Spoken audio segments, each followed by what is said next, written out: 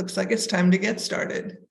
ASU Library is excited to share with you today's event, Beyond the Bookshelf, a portrait of the scientist as a young woman with Lindy Elkins-Tanton. Please share your questions in the Q&A with the option for everyone. Questions will be addressed from the Q&A.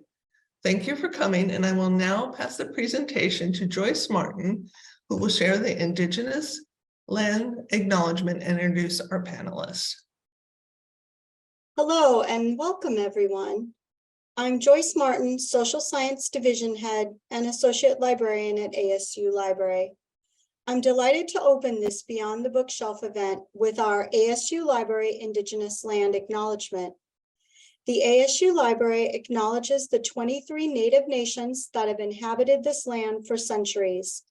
Arizona State University's 4 campuses are located in the Salt River Valley on ancestral territories of Indigenous peoples, including the Acamel-O'odham and Peepash Indian communities, whose care and keeping of these lands allows us to be here today. ASU Library acknowledges the sovereignty of these nations and seeks to foster an environment of success and possibility for Native American students and patrons. We are advocates for the incorporation of Indigenous knowledge systems and research methodologies within contemporary library practice.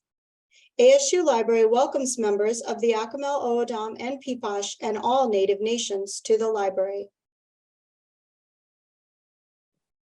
I also have the pleasure of introducing our panel today for ASU Library Beyond the Bookshelf, featuring Lindy Elkins-Tanton, the author of the book, A Portrait of the Scientist as a Young Woman. She will be in conversation with Karalyn Ostler, a librarian in the STEM division of ASU Library.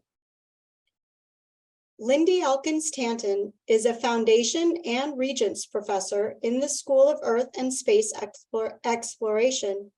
She is also the vice president of the ASU Interplanetary Initiative and the principal investigator of the Psyche mission, selected in 2017 as the 14th in NASA's Discovery program.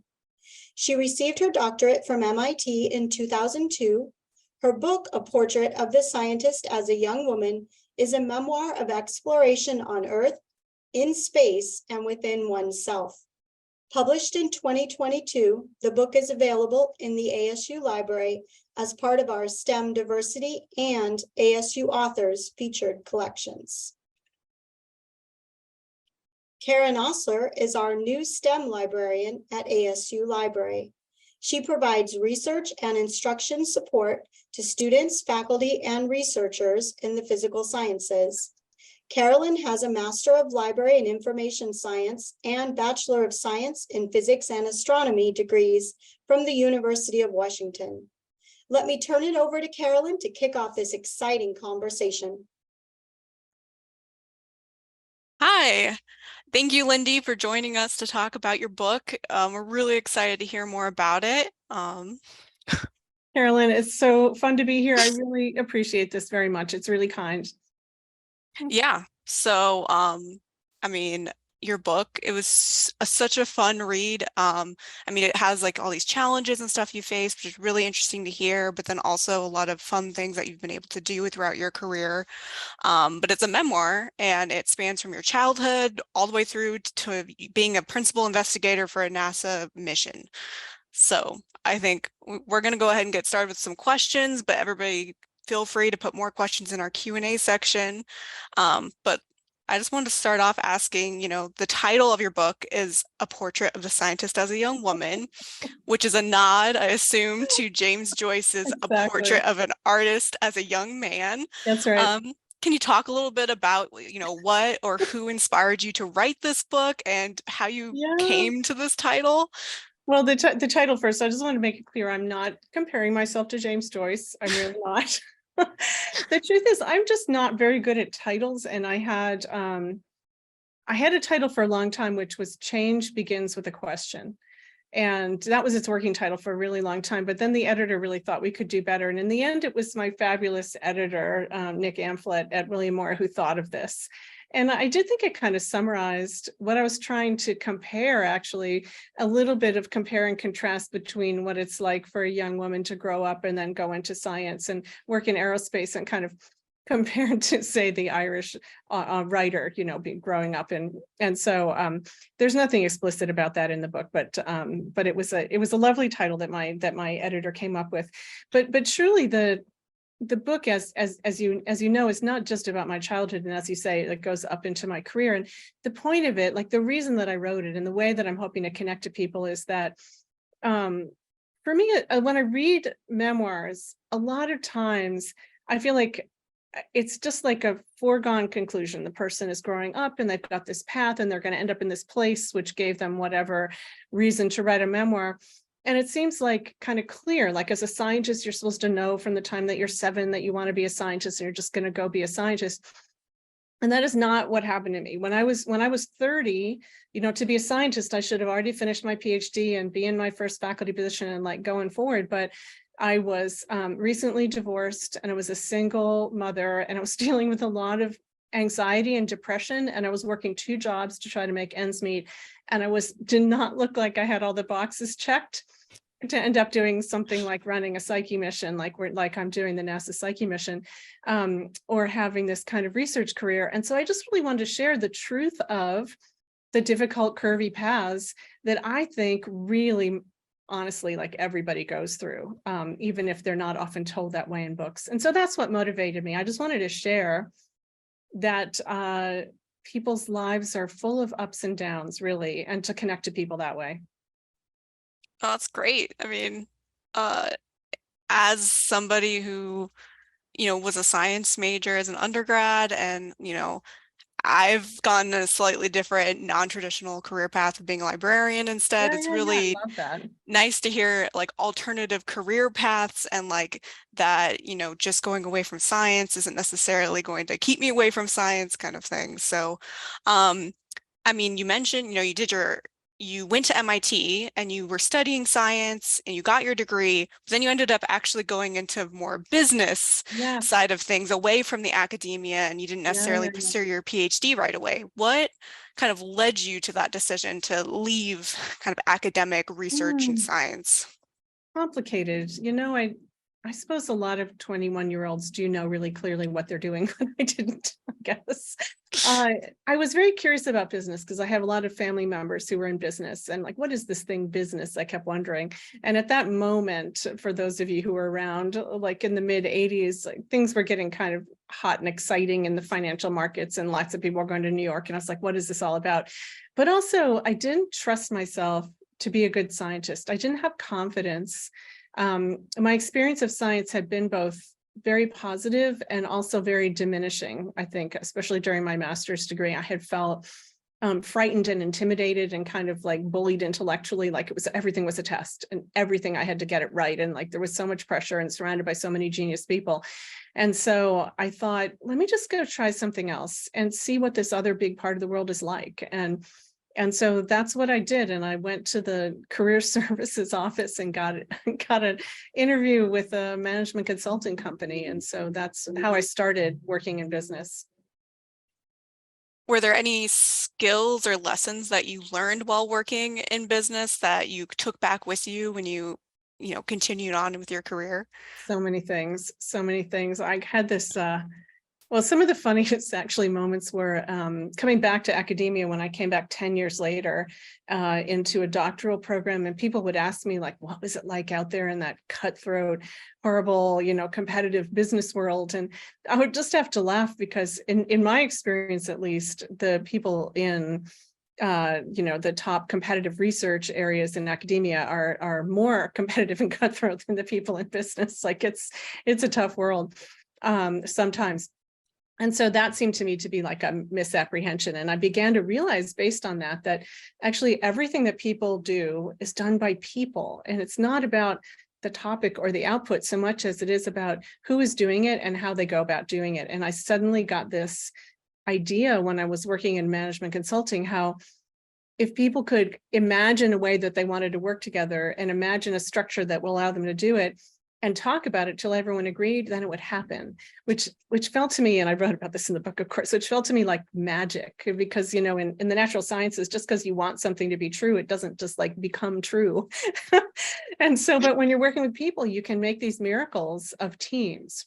And it got me really, really interested in teams. And I learned about things like writing budgets and doing financial forecasts for companies. I was doing business plan writing for young companies looking for startup money. And it turns out those things are just so important in any kind of organization. When you come back into leadership of any kind of organization, you have to understand about budgeting and cash flow and income statements. And you have to understand about HR and how people get along and how to help people do better in teams.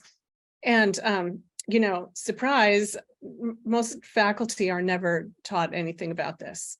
And so it did turn out to be incredibly helpful. Well, for quite a while, it was considered a significant deficit on my CV. Like I'd gone off and done something like completely unrelated and really just shown that I wasn't serious about being a scientist.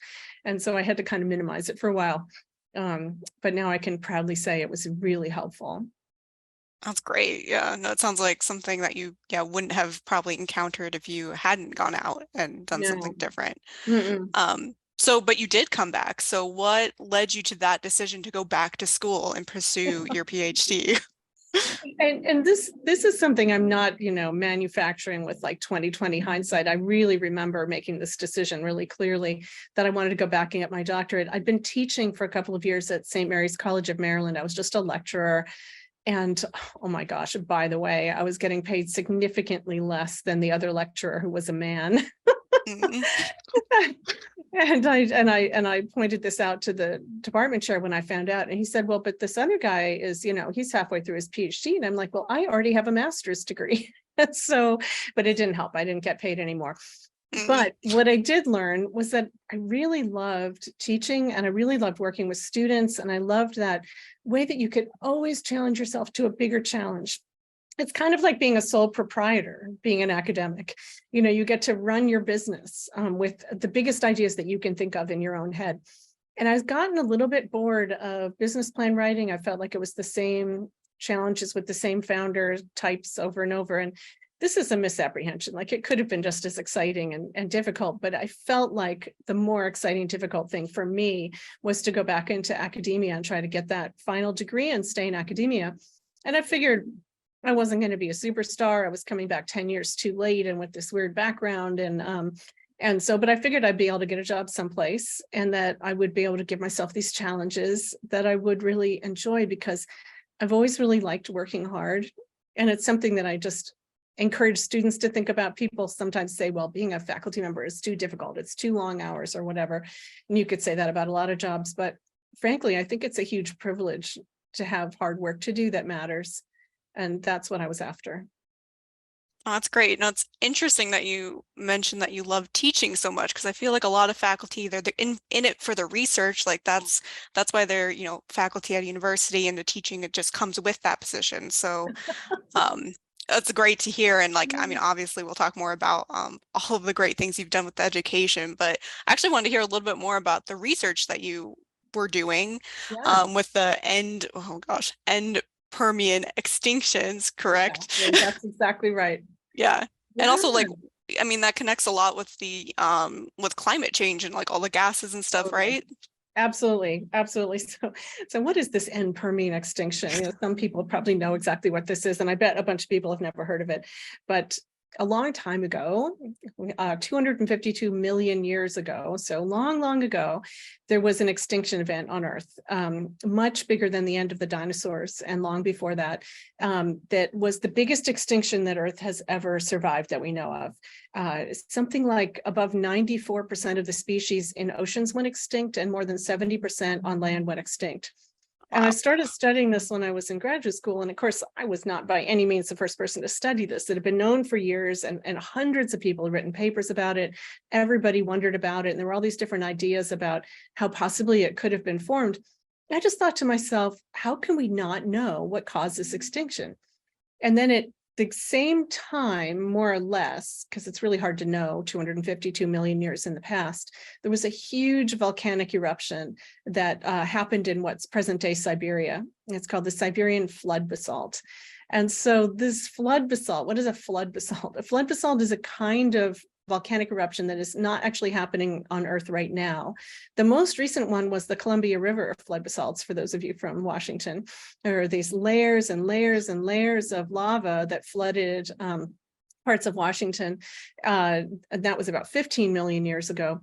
The Siberian one was so much bigger. The volume of the lavas that were erupted onto the surface of Siberia back then, if you poured them onto the continental United States, would cover the whole continental United States to a half-mile deep.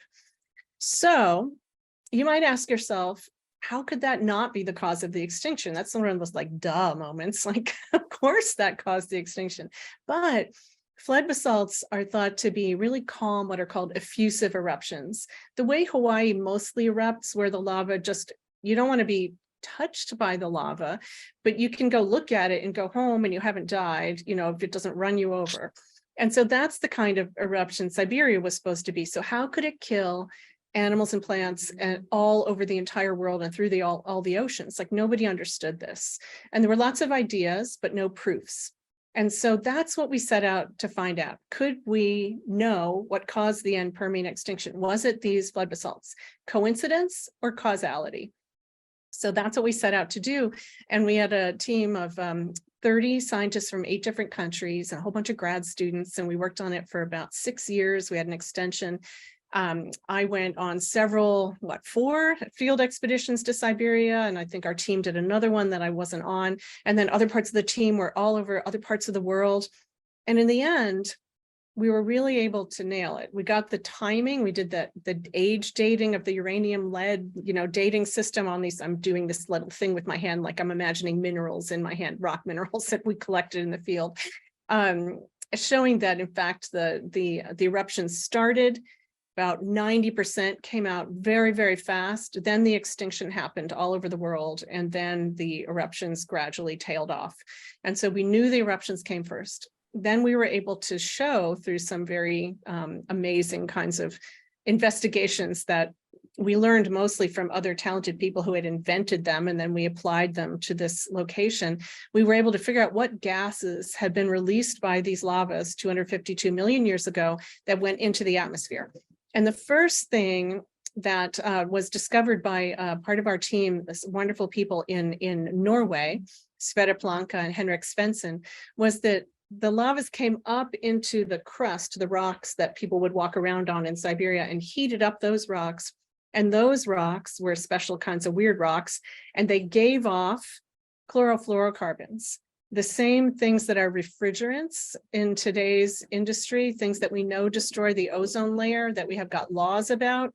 It turns out, and I never knew this was possible, they were created in nature by these volcanic eruptions long before there was an industrial society around, and destroyed the Earth's ozone layer.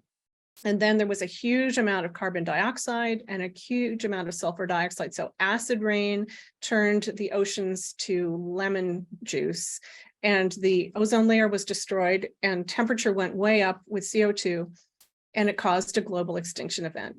And those chemicals are exactly the ones we're dealing with today. So it's a huge cautionary tale. And so in a sense, it was a very successful project. And in a sense, it was kind of depressing and scary. Wow. Yeah, no, that sounds really scary and does not sound like a good thing that we would be heading towards, acid oceans and stuff. It's a good cautionary tale. Like, it's a thing we don't want. Yeah. So, I mean, all this research is about Earth, right? But you're a PI for a space mission. So how does this research? Yeah. How do you get from there to there? As my friend Evgenia Shkolnik, another of our ASU faculty, is fond of saying, Earth is a planet. True. But you're right, because disciplinarily, like, those tend to be different groups of people who study just Earth geology or people who study planetary geology, and the two are coming together more and more. And so all through my PhD, I studied both the Earth and the moon. And I'm just fascinated. Like, to me, it feels like poetry that there was a stage that all of these rocky planets, including the Earth and the moon, went through, called a magma ocean stage, or the heat of accreting all the material together to make those planets very, very early in the solar system, the heat was so great that they actually melted and they were balls of lava in space. And imagining what that might have been like, and in fact, the moon stayed molten longer than the Earth. So if it were possible for you to stand on the Earth more than 4 billion years ago, you could have looked up and seen the molten moon in the sky. So I was very, very interested in this, and it's a great starting point for modeling the planetary evolution, because we know how lava solidifies. So we could use that as a starting point for the planets and then model their evolution and see how well we understand it. So that's kind of how it got me going and connected. In fact, the Siberian flood basalts and all that magma, small though it is compared to a magma ocean, it got me interested in planetary science. So now I've worked a little bit on many, many planets, like so many planetary scientists do, as well as on planetesimals, the little bodies that are just the size of cities or continents that formed almost immediately after our solar system began. And they became like little marbles that were the feeding material to build up into the big planets. And the little extra bits of them that didn't become part of the planets are now in the asteroid belt. And so that's what this mission, the Psyche mission, is about, to go into the asteroid belt and see one of these tiny remnants from the very beginning of planetary formation. Wow, it's crazy to think about what's out there, even just beyond what we can see on Earth, and how that still impacts what we know about it. So that's great. Yeah, amazing that we can kind of look back in time this way, isn't it? Yeah. Yeah. And then also, I guess, look into the future. I just wanted to talk a little bit about ASU's Interplanetary Initiative, which is a focus kind of on humans going into space and space exploration. Can you talk a little more about the Interplanetary Initiative and your role with it? Yeah, this was, I guess, back in 2016, not too long ago. Michael Crow made an appointment in my calendar, and I remember really distinctly that it was a little bit alarming because it said Michael Crow in his office and there was no agenda or topic. I was like, what could this be about? But he had this idea, which is what we've tried to carry out, that because ASU is so good at working between and among disciplines, our interdisciplinary, transdisciplinary, post-disciplinary faculty, maybe people get a little jaded hearing about how interdisciplinary we are all the time, but it is very unusual in the academic world. And we kind of get used to it and we forget how unusual it is. And other places, people just don't collaborate across disciplines like we do here. And so he said to me, I really think to have a positive human future in space as we become interplanetary, we need all of our disciplines to come and participate. And so he said, can you invent an initiative that would practice doing that? Because I think that we could be the thought leaders. And so that's what we set off to do. And now we have this great team of people. And I see some of my wonderful interplanetary team members in the participants list. I'm so glad that you all are here. And what we've been doing is figuring out new educational programs and new research programs that are designed for that interdisciplinary future, ways to just work across and among all the disciplines and get many units involved in our brand new undergraduate degree, technological leadership, which really teaches people the skills they need to work in the information age. So how do you ask the right question? How do you identify the unsolved problem? How do you go about finding the information? And then how do you work in teams to make it happen? Because that's really what's going to happen after you graduate, and things that you don't often get to practice in your undergrad. And then these research teams that we've developed ways to put together interdisciplinary research teams around problems that have to do with human space futures, but they're very interdisciplinary. We have, people who are in theater or social scientists working with engineers and scientists and people from the private sector and people from government. And we give a little bit of seed money to the projects that come through our little process to get started.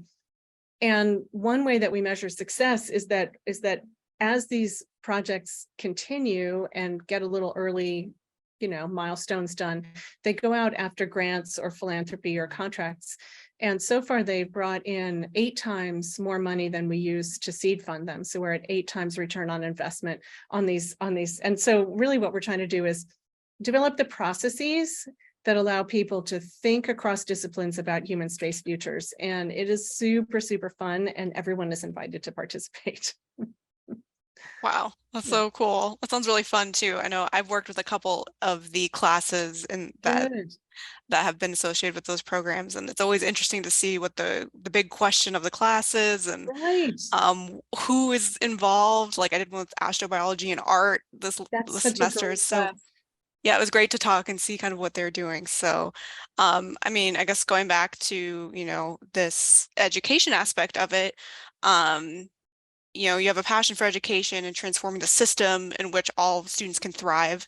I'm going to read a quote real quick. You write, "Questions are a key part of this transformation. Most commonly today, teachers ask questions of the students. A better world, though, is one where students ask questions, where all of us ask questions because we're all students." So can you talk a little more about Beagle learning and what that Yeah. is and how that came about, and the Beagle inquiry framework? Yeah, thanks. Yeah, this is a pedagogical process, a part of inquiry learning that is a fairly commonly used kind of modern educational process that my husband and my son and I and our co-founder Karalyn created. We made a little company.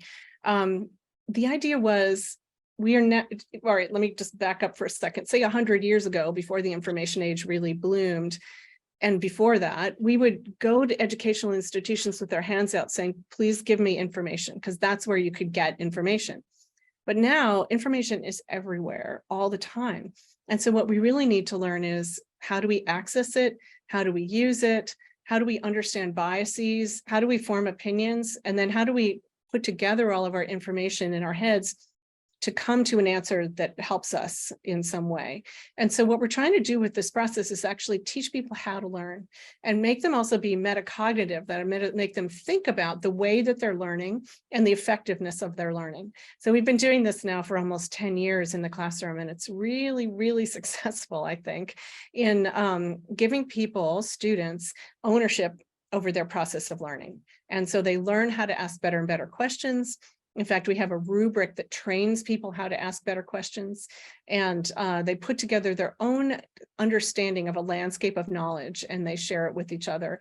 And it's a preparation really for any other project they want to undertake. So if I could do a thing in this world, what I would love to do is create a whole society of people who have a sense of agency, where they could go out and try to solve something.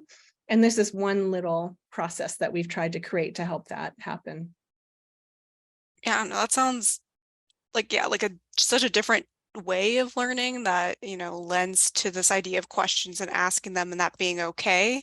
I know in your book, you talk a lot about, you start off as like when you were younger, you could ask questions. That was your way of like exploring ideas and learning new things. But then once you got to college, it was like, you no longer felt like you could ask questions because it was seen as a weakness. And then if Right. people did ask questions, it was one of those pseudo questions where it was actually to critique somebody, That's right. or it was like a become really great sword. at that when we're faculty. It's so sad. Yeah. It's a question, but I'm sure that, I mean, imagine that everybody here today has that experience of having a question asked of them in a classroom some point in their education, and understanding that it's a test, like that moment when you realize that a question asked of you is just a test.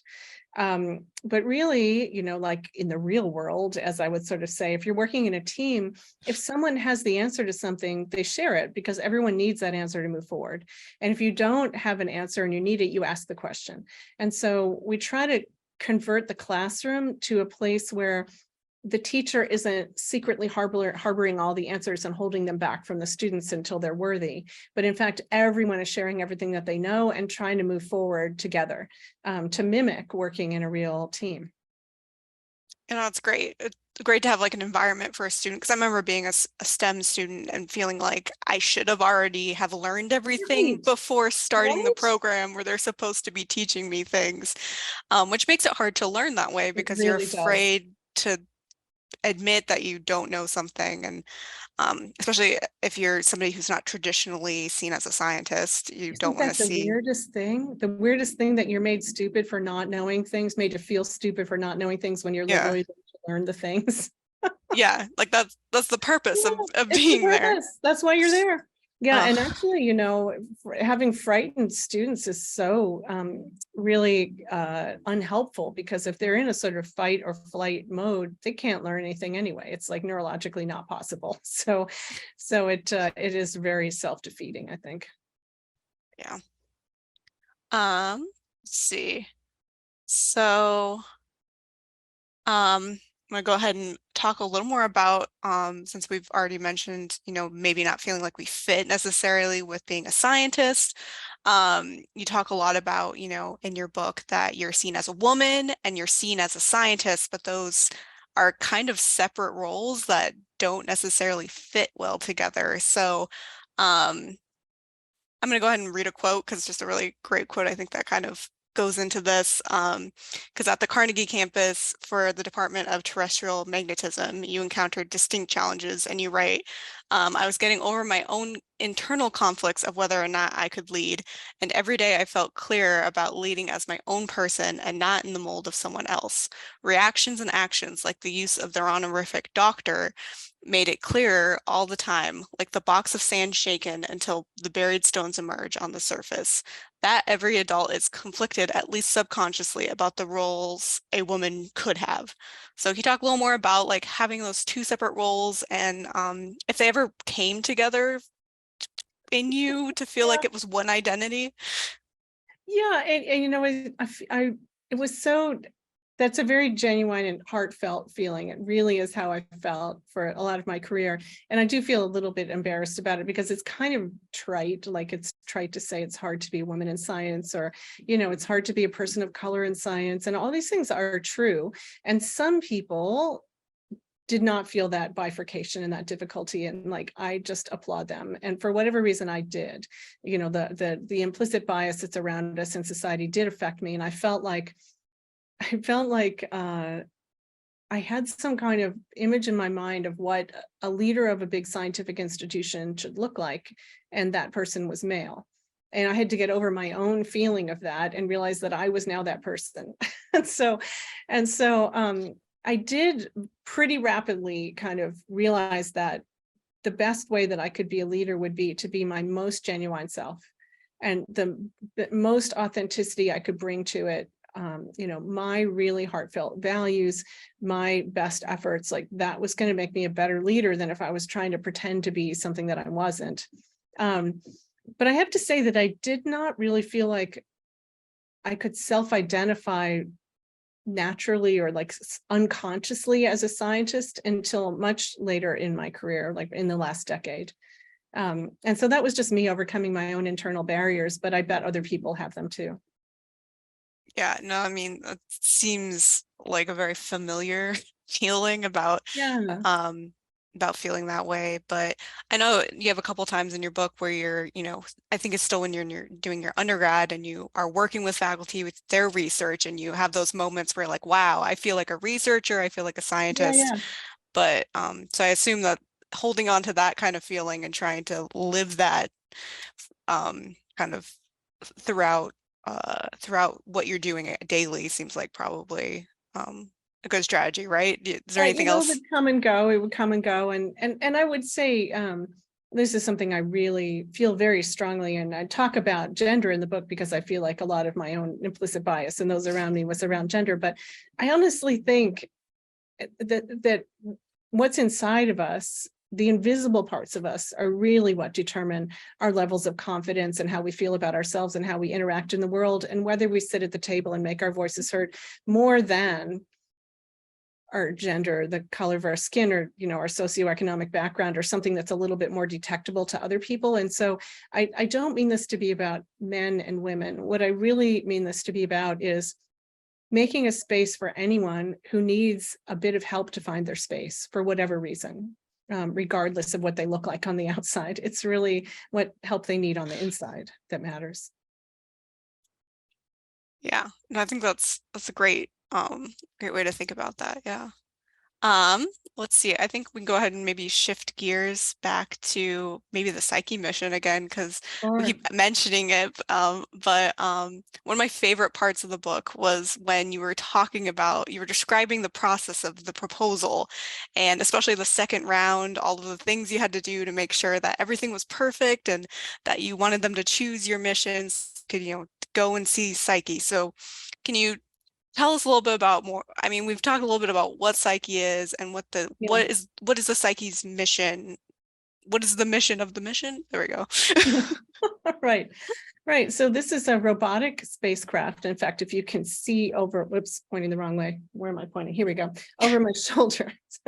This is a model of the spacecraft with its big X-shaped solar arrays and the middle part of the spacecraft, the chassis that has the scientific instruments. It's a robotic spacecraft that we're going to launch this October from Kennedy Space Center, and it's going to go out through space to an asteroid, also named Psyche. I named it after the asteroid so that people would know what the mission was about, because it's not a commonly known asteroid, to find out what this asteroid really is. And we're pretty sure that its surface is largely metal. So it's the first metal object that humans have ever visited. We visited all these rocky objects like the moon and Mars, and then great big gas giants like Jupiter and Saturn, and icy bodies and icy moons. Never have visited an object made of metal. And so it's a new kind of building block of the planets. And so that's why we're going to see it. It's the fundamental science of how planets are made. And the process of winning this mission is 3 years of very intense competition against 28 other mission concepts. And so that's the part of the book I think that you're referring to, that final year of competition was just so intense, and at the same time incredibly fun. Like, what an opportunity to go through something that intense. And I really did feel kind of like it was the Super Bowl in that last moment. Like everything was hanging on this. It had to work. So that's what I write about in the book. Yeah, no, that's exactly the part I was talking about. I was nervous the whole time, even though I knew that I knew the outcome already of what No, I'm was so glad I happening, made you nervous. yeah. And then, yeah, no, I felt like I was there, like part of the team as well. So it was greatly written, and encourage anybody to read that, because it was so interesting too to see how it was a competition. And that's like, it's not just like, oh, this is a science that we kind of want to know, let's just send something in space. It's like there's all these teams competing. So I mean, we could talk more about your team, because that's a big part of the book as well. As you creating the team and defining roles. Can you talk more about kind of your method of team building and interacting with such a large team for a common goal? It's a big challenge, and I would start by just saying that there are even bigger kinds of missions that are called flagship missions, like the Mars Perseverance rover is a flagship mission, and they are determined, guided, and set out by NASA headquarters. And then you take one step down in the cost structure, and you get these competed missions that are led by scientists like myself. And it's such an interesting challenge as a scientist to lead a team, which includes a mission manager, which in our case is Jet Propulsion Laboratory.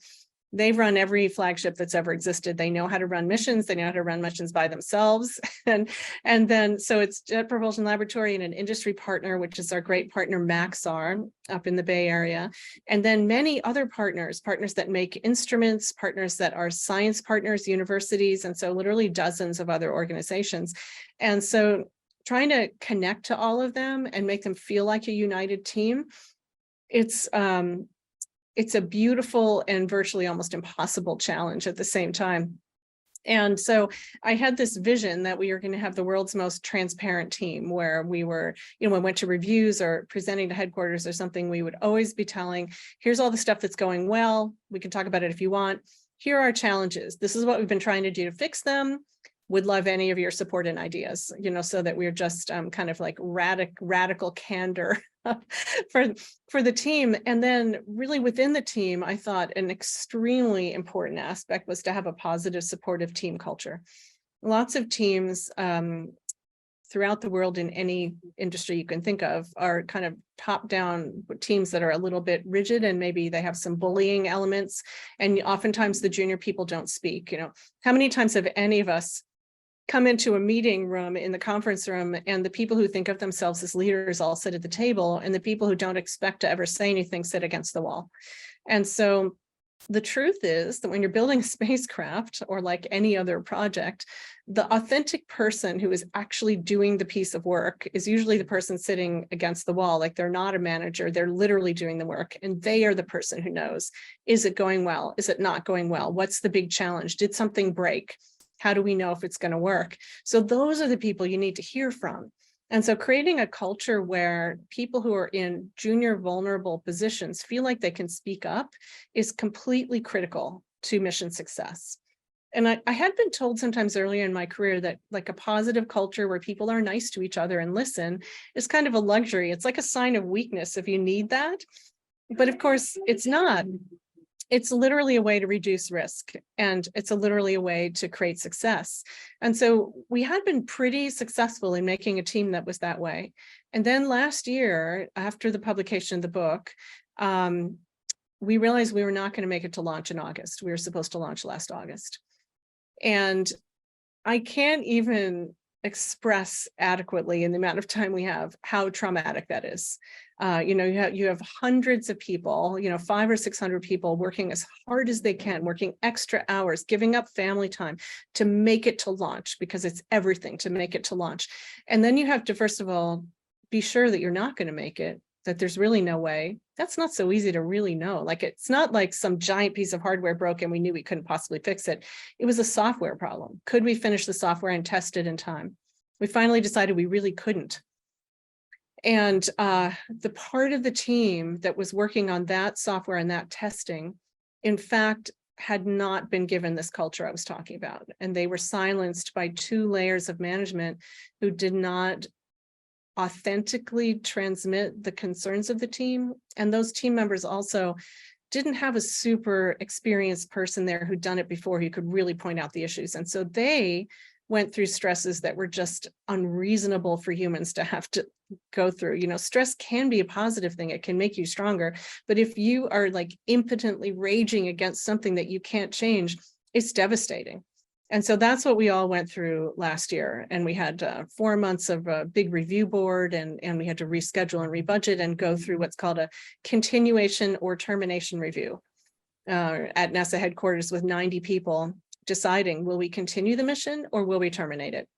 So wonderfully, we were continued.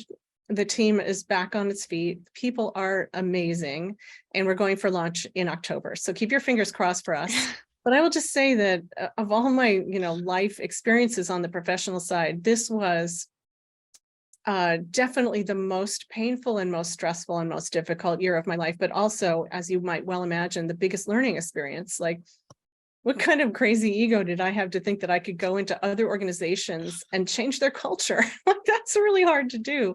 And the fact that as a team, we decided across these organizations we were going to be a certain way, and that we were largely successful is pretty great. And I would have spared that other part of that team that pain for anything. But instead, I think we're going to have a giant launch party this year. So that's what we're going for. Well, that's great. That's good that you're able to, stay positive, even though it's delayed and you had to go through that process to make sure that was still happening. And well, as my husband would explain, I certainly have not stayed positive every day. I've really, really, really had to work on my own stress levels and my own presentation, and just and not always successful at keeping, I think it's really important in the workplace to control your emotions. And I was largely successful, not completely. It's been quite a year. Do you have any specific strategies that you could tell us about for doing that? Yeah, my biggest strategy that really helped me was just mocking myself, because can I just tell you, is there a bigger first world problem than my spacecraft is late? That's I just need to remind myself that it is, what feels like an unbelievable crisis with hundreds of people and a lot of money. We're all okay. We're employed. We have food on the table. We're going to get to tomorrow.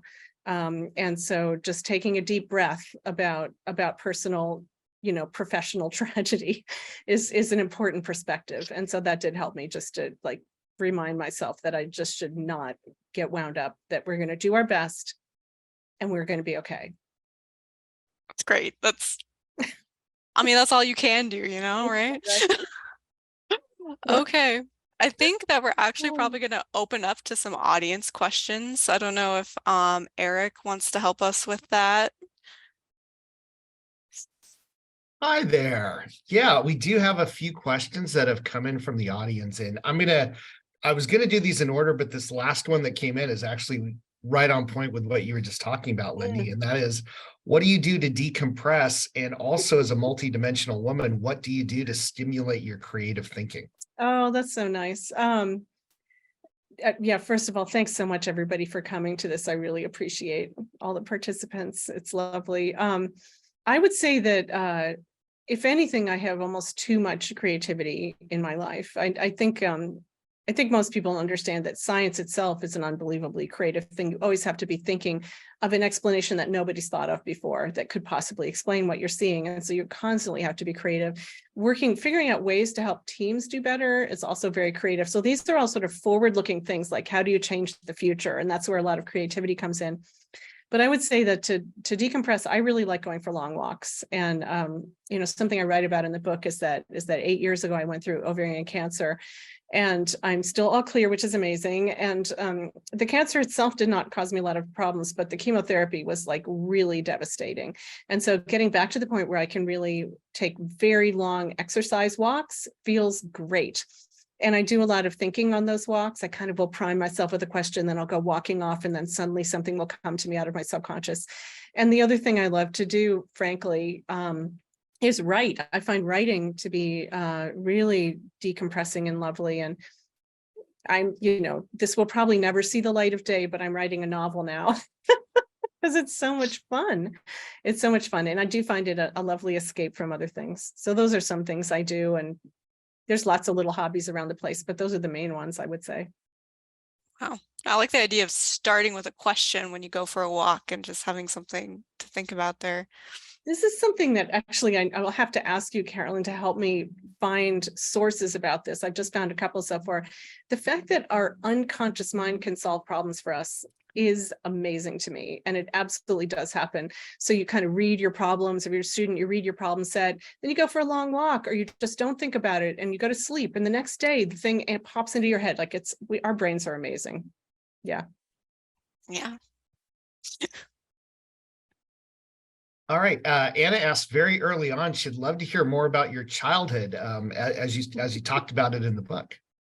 Yeah, so this is in the book I say this, and I really do kind of like to express it this way, that I don't really know how to tell the story of my childhood, because on the one hand, it was incredibly privileged and lovely and filled with wonders. And on the other hand, it was an utter nightmare.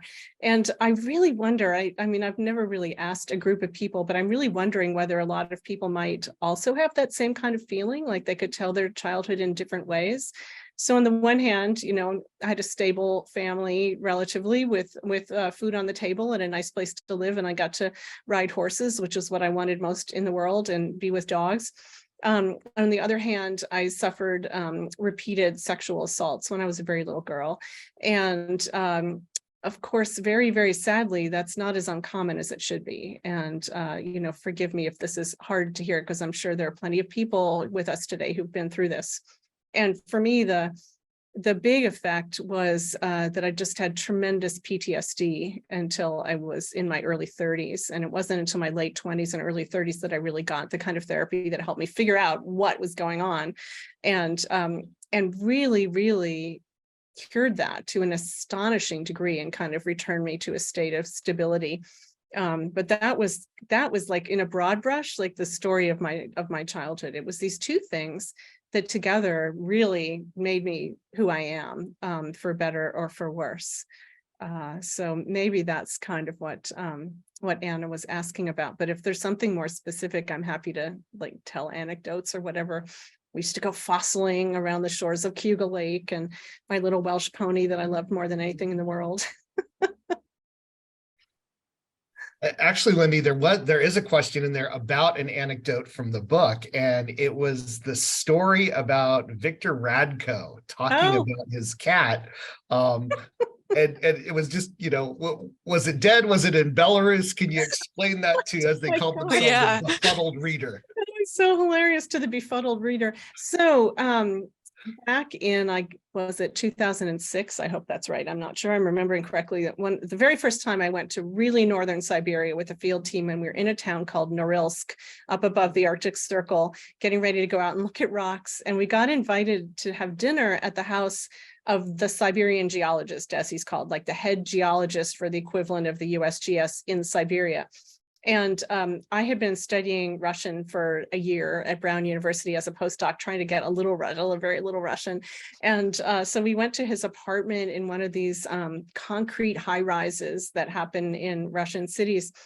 And he served us, smoked fish, and we had like cognac, and he taught us how to give a toast to Mother Russia. And I asked him through a translator, because I couldn't quite get all these words yet, what do you take with you when you go out in the field for your summer field work? Because he would go out in the field just hiking and figuring out what the rocks were in different parts of Siberia for months at a time.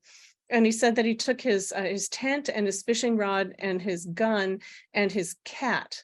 And I've never heard of a geologist that takes a cat into the field. Like sometimes geologists in America would take their dogs with them, but a cat, like a field cat.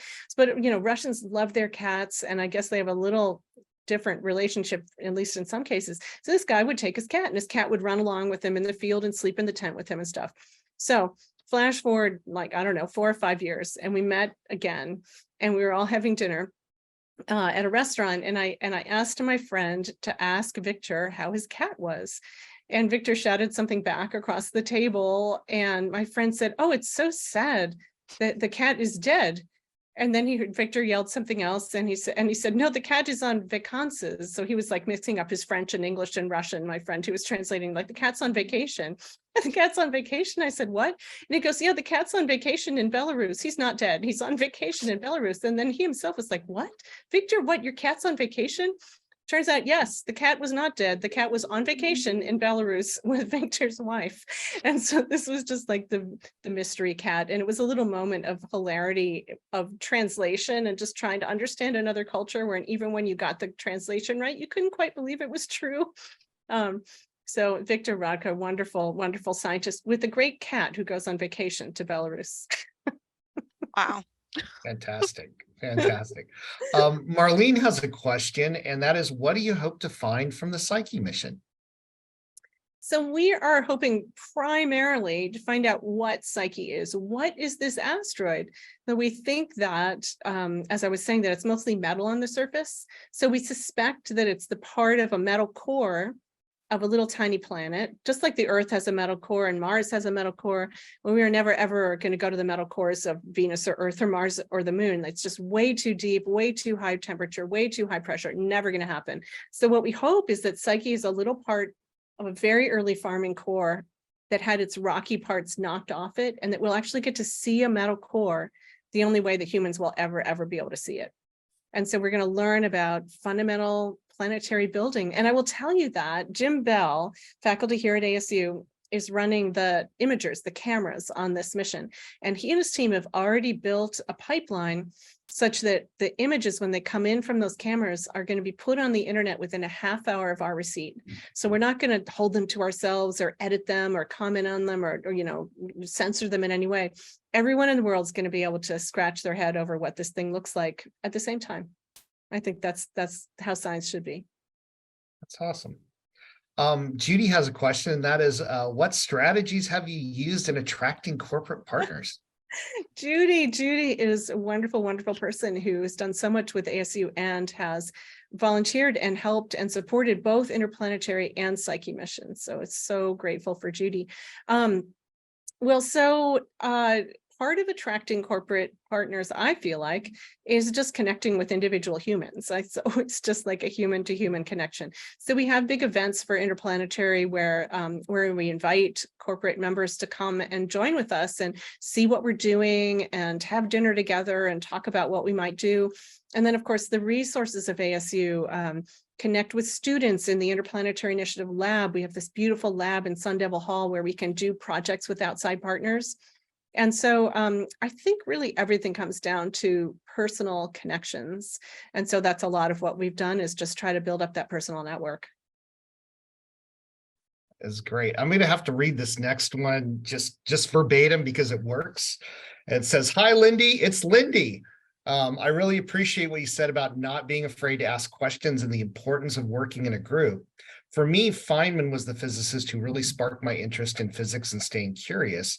Do you have a special person, scientist or not, who inspired you to stay curious?" Aw, that's so nice. I'm looking at the little thing now. I see that this is from someone whose name is Lindy, and I don't meet that very many people. My legal name is Linda, but I've been Lindy all my life. So it's lovely to meet another Lindy. You know, I have so many people to thank for support and inspiration through the years in all different areas. And it's hard for me to pick a single person because there's so many people to thank. And I just have to add a dear friend on the Psyche mission. I managed to leave him out of the book by accident. I knew it would happen to somebody. Dan Goebel, spectacular engineer who I so enjoy and has done so much. I left him out and it broke my heart. So I'm always hesitant to just name a certain person. But I would say, I think the person who comes first to mind is really my father, who was not a scientist, but he was very interested in science. And his curiosity was so wide-ranging and continuous his whole life. You know, it was art, or it was music, or it was understanding the Latin names of the plants, or figuring out how people raised cattle, or just like you name it. And he was interested in it. And there was something sparky about learning about it. And we would go read about it, or we'd go on a hike and look at stuff. And there was something about that joy and also the consolation of learning small things about the world around us that has really stuck with me from my dad. And I do think I tell the story in the book. One of my favorite stories with him is we would plant morning glories on the outside of our house in Ithaca, New York every year. And we'd get up in the mornings when they were blooming. And before breakfast, we'd walk outside in the dewy, cold grass and we'd count how many flowers we got that day. Because it was always a challenge. Can we have more flowers than we've ever had before? And one time we had something like 54 morning glory flowers on our house. And for that was like a huge celebration, like a giant event. And so that kind of joy and curiosity has stayed with me. Awesome. Thank you so much. We do have several more questions. Unfortunately, I know we are running out of time right now. Let me give you one last question, though, and then we'll pass it back over to Joyce. Terry mentions that she was inspired to hear of all the varied influences in your life from so many diverse sources. For instance, you mentioned Carl Jung and the Quaker faith in your book. How have those two sources in particular influenced your approach to your life and your career? Yeah, I various times in my life, I've been active in Quaker meeting. When my husband James and I were married in Quaker meeting, and our son had a Quaker baby welcoming ceremony. And I really appreciate a number of things about Quakerism. And one thing that I think has really had a big influence on me was there's a Quaker business practice that no one in the meeting speaks twice until everyone has spoken once, just to make sure that everyone gets to have their voice heard. And so I would bring this to faculty meetings when I was the director of a faculty unit, because everyone knows, you're in a meeting with people, and you know who's going to speak every time, and you know who's never going to speak. But of course, you also know that the people who never speak have things that they could add that would be so interesting and different. And so I would just challenge people. I would say, look, this isn't a rule, but I just want you to think about this practice that no one speaks again until everyone's spoken once. Just think about it and see if you could invite someone who hasn't spoken yet. And I think it did help to even out the conversation. So that was an inspiration straight from Quakerism. Great. Thank you so much.